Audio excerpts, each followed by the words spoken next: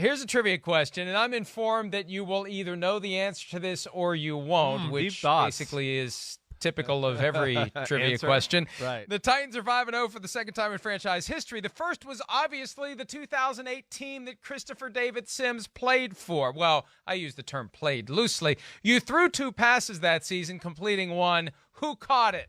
Man, I don't know. It wasn't a pass worth thinking about. It must have been something short.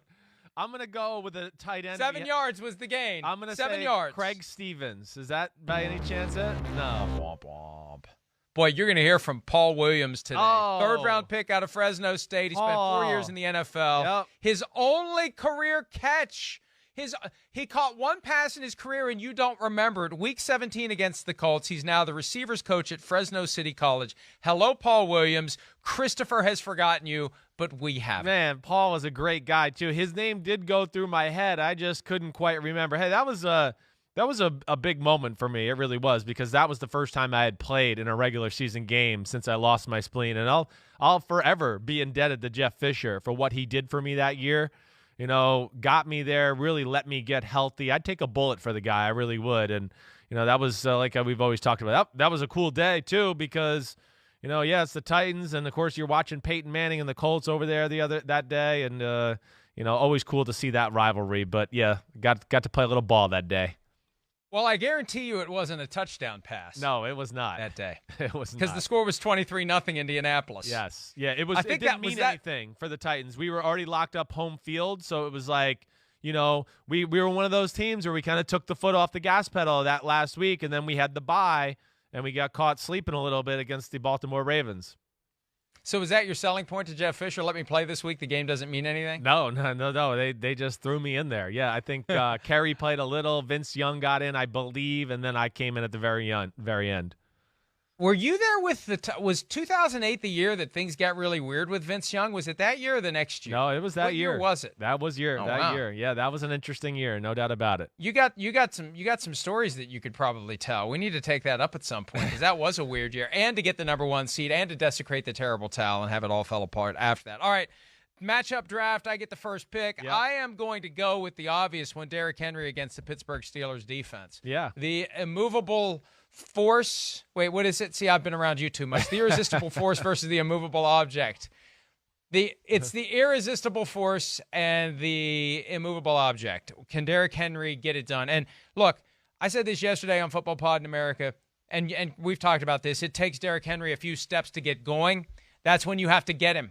If you're the Steelers, you got to get him. You got to knock him down. You got every once in a while you see him try to bounce it outside, and he can't get up to top gear. And that's what you have to do if you want to have any chance, and we'll see if the Steelers can do it. Yeah, I mean, you're right. This is definitely one of the best ones of the weekend. That Steelers front seven against those big, mean offensive linemen in the Tennessee Titans and Derrick Henry. Stinks Taylor Lewan's hurt, and he won't be there for that, but that was definitely one of my top picks, too. I think the next one I'm going to go do is Shanahan versus Belichick. I mean, this is some game with a lot of meaning for two teams that are, you know, in different conferences. But as we know, the Patriots are reeling a little bit. You know, it seems like the 49ers are getting healthy and kind of righted the ship a little to a degree. But where I'm really intrigued, we know the Shanahan run scheme, everything he does there, it's as creative as it gets in football. Belichick, this great secondary, but man, they don't have a lot of run stoppers. What is he going to do to slow down this 49ers offense and some of the things Shanahan does? To me, I can't wait to kind of see the chess match between those two guys. And like every other week, this is one where I had the same game. I just had a different matchup. I go Belichick, Jimmy Garoppolo, because who knows Jimmy Garoppolo better than Bill Belichick, and he finally gets a chance to exploit any and all weaknesses he may have noticed during those years they were together. Next one for me, Kyler Murray, Russell Wilson, round 3. A quarterback rivalry involving a couple of guys who are shorter than me, although Russell's probably my size. Kyler Murray's definitely shorter than me. I love it when these two guys get together. It should be explosive. It should be fun. And it's must-see TV on Sunday afternoon between the Cardinals and the Seahawks. I would think so. And, you know, of course, we're going to see some big plays from both of these guys. I mean, Russell Wilson, we know he's going to deliver that way. And this way the Seahawks defense is played, it doesn't sound good for Jamal Adams and whether he'll be ready to go, because I don't think he practiced at all yesterday. to where I'm with you, Mike. I think you're going to see a lot of big plays from both of these quarterbacks, no doubt. All right, I'm going to go. You're right. He still hasn't. Jamal Adams still right? hasn't returned. 3.5 weeks after the groin strain, still not practicing. Yeah, that's a tough one. And they better take it slow and make sure you don't rush it to re-aggravate it. I'm going to go to my old coach.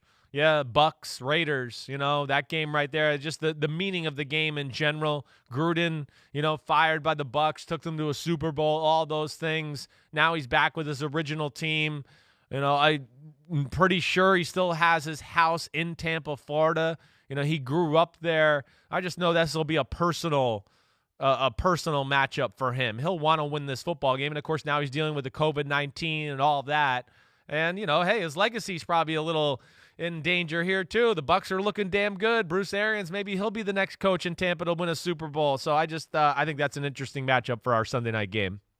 Absolutely. A great game for Sunday night. Tom Brady and company going to Las Vegas to take on John Gruden, the team that once traded him, versus the team that once fired him. He's now back with the team that traded him, and he's looking for his shot at revenge. Third round of the matchups draft. I am going with, and I've got 3 possibilities here. I'm going with Ezekiel Elliott versus Ezekiel Elliott because he's got to get this fumbling stuff out of his head. He's got to figure out what he's doing wrong. He's got to fix it, and he can't be obsessing about it when they play Washington this weekend, or he will fumble more times, Chris. Yeah, pretty damn good defense, too, with Washington. It won't be easy. And their D-line, and the Dallas O-line not being in a full strength, I would think they're going to make things hard on Ezekiel Elliott in the running game and try to make Andy Dalton beat them. We'll see where that goes. I think that's an interesting matchup. I'm going to go on the Monday Night Football game a little bit. I want to really say, I guess McVay versus Chuck Pagano. That's where I'll go. But McVay has not had the greatest success against these 3-4 type of teams. Vic Fangio and the Bears gave them issues, right, a few years ago when they played. It's a similar scheme. It's very similar that way. And the one thing we've seen, and this is my big question with the Rams, if they can't run the ball, can their offense really move it? Because once they can't run, they can't have boots, and the play actions aren't there, and their drop-back pass game's a little underwhelming. So I think that's going to be an interesting matchup to, see who wins that football game. I agree with you. One that I wanted to get to, but, I'm out of rounds. Joe Brady versus Dennis Allen, the 2 Saints assistants. Yeah. Brady was there. He knows the offense, runs the offense. Dennis Allen knows it. Let's see what happens when the 3-2, now they're 3-3 Panthers get together with the 3-2 Saints. Hi, I'm Mike Tirico, and thanks for watching. Make sure to hit subscribe for the latest news and highlights from NBC Sports.